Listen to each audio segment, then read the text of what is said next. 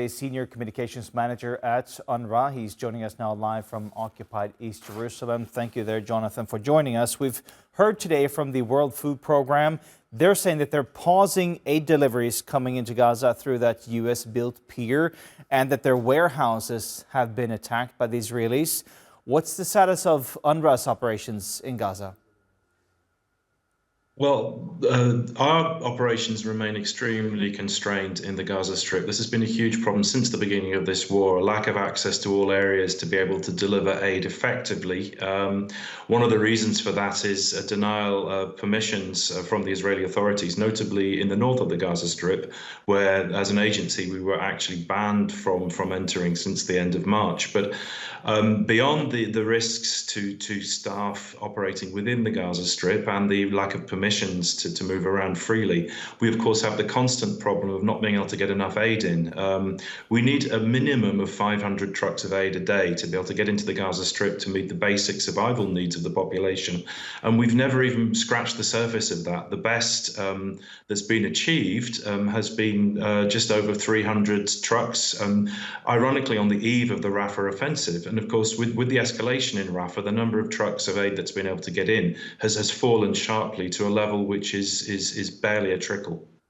Jonathan, there are these witness reports from the Nusayrat attack over the weekend that the Israelis actually used a civilian truck that looked like a humanitarian aid truck where they were hiding as they went into Nusayrat. What does that do to people's trust when they see your trucks entering Gaza? Well, without commenting specifically on those claims, I mean, overall, anything which raises the risk to humanitarian workers potentially within the Gaza Strip is of course problematic. I mean, we face constant problems of what's known as deconfliction in the Gaza Strip, the ability to move around in safety for humanitarians from the UN and from other organizations. And so anything which would dent the trust in humanitarian workers is of course problematic.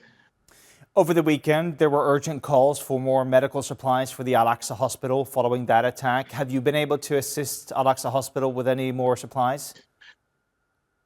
Well, quite frankly, this is close to impossible because already our own clinics, and UNRWA runs a network of clinics across the Gaza Strip. We were doing this already before the war, being the humanitarian organization with the largest footprint on the ground. But we've been unable to resupply our own clinics for days upon days. Now, we do what we can also to assist other medical facilities. But frankly, again, I mean, this is a trickle when it's even possible. And we're facing a massive shortfall in even the most basic medical supplies. Jonathan, your organization said in a statement on X that the destruction in Gaza is indescribable. But if you could try, could you describe what it looks like there now? Well, frankly, I mean, this is a war of superlatives in the most negative sense possible. I mean, it's perfectly apocalyptic across the Gaza Strip. What we have, I mean, for one example, is people who had jammed into Rafah, who had been displaced multiple times already, and then had to flee again from Rafah to other locations at the start of the escalation. Where did they go? Well, they went, for example, to Khan Yunis, which is basically had been flattened in fighting in the previous months. So people are living in a field of rubble, and that's the best that they're able to find.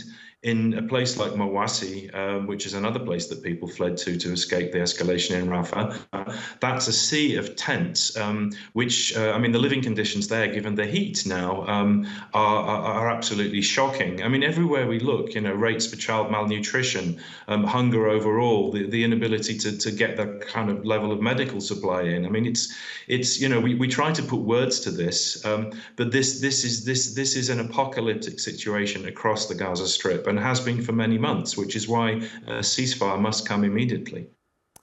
Jonathan Fowler from UNRWA, we do appreciate you taking the time to talk to us here on TRT World.